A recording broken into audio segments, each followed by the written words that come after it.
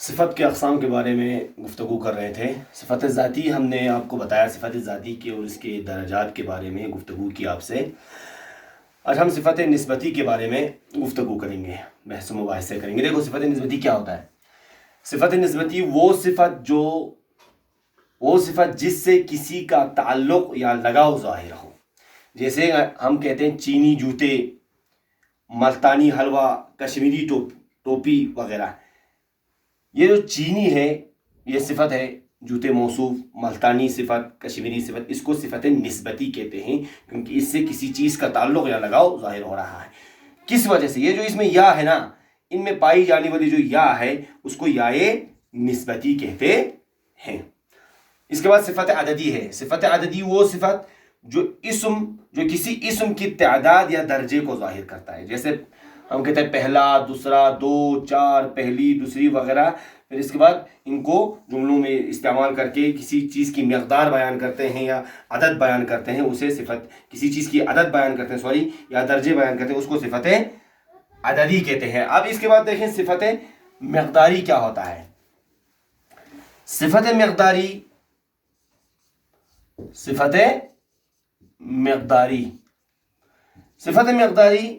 وہ صفت جو کسی اسم کی مقدار کو ظاہر کرے۔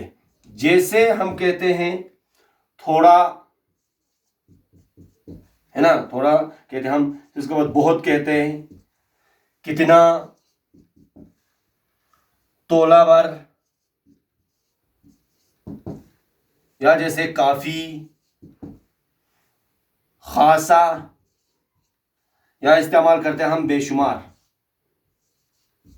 یہ سب کیا ہے؟ یہ سب صفت مقداری ہے جس کو ہم استعمال کرتے ہیں۔ ہم یہاں پر ایک چیز آپ کو کہنا بھول گیا، جو صفت عددی ہوتا ہے جس اسم کی عدد مقدار بیان کیا جاتا ہے اسے معدود کہتے ہیں۔ جیسے ہم یہاں پر کسی چیز کا عدد، جیسے ہم کہیں گے 10 آم، یہ جو آم ہے یہ معدود ہے، اس کو معدود کہتے ہیں، یعنی جس اسم کی عدد بیان کی اسے معدود۔ یہ ہو گیا صفت عددی، یہ ہو گیا معدود۔ معدود ہمیشہ کیا ہوتا ہے؟ معدود ہمیشہ عدد کے بعد آتا ہے۔ ہاں، معدود ہمیشہ عدد کے بعد آتا ہے۔ اس کے بعد ہمیں فعل کے اقسام کے بارے میں آپ سے گفتگو کرنا ہے، کیونکہ ہم نے اسم اور صفت کے بارے میں آپ سے گفتگو کی اور اس کے اقسام کے بارے میں بھی آپ سے گفتگو کی۔ اب اس کے بعد ہمیں فعل اور اس کے اقسام کے بارے میں آپ سے گفتگو کرنا ہے۔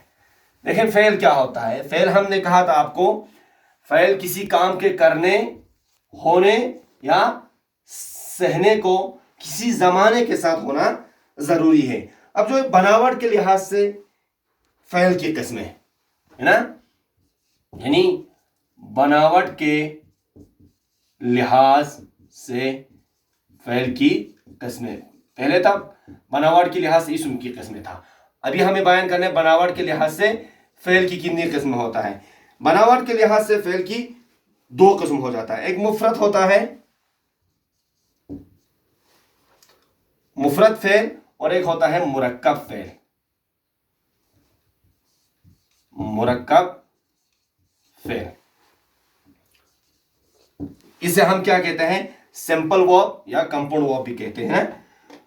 تو جو مفرد فعل ہوتا ہے، ایسے فعل ہیں جو مفرد یا مجرد مصدروں سے نکلے، یعنی وہ فعل جو مفرد یا ہم کہتے ہیں اس کو مجرد بھی کہتے ہیں، مجرد مصدروں سے نکلے، اسے ہم کیا کہتے ہیں؟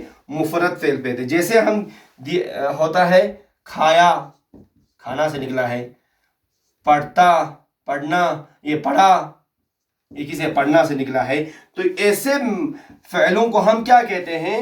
مفرد فعل کہتے ہیں، جس کا مصدر کیا ہوتا ہے؟ مفرد یا مجرد ہوتا ہے۔ اب اس کے بعد مرکب فعل، وہ فعل جو دو فعلوں سے ملا کر یا کسی اسم اور فعل کو ملا کر بنایا گیا ہو، ہے نا، وہ فعل ہے جو کسی کیا ہوتا ہے، جو دو فعلوں سے یا ایک اسم اور ایک فعل سے کیا ہے؟ ملا کر بنایا گیا ہو۔ جیسے گر پڑا، گر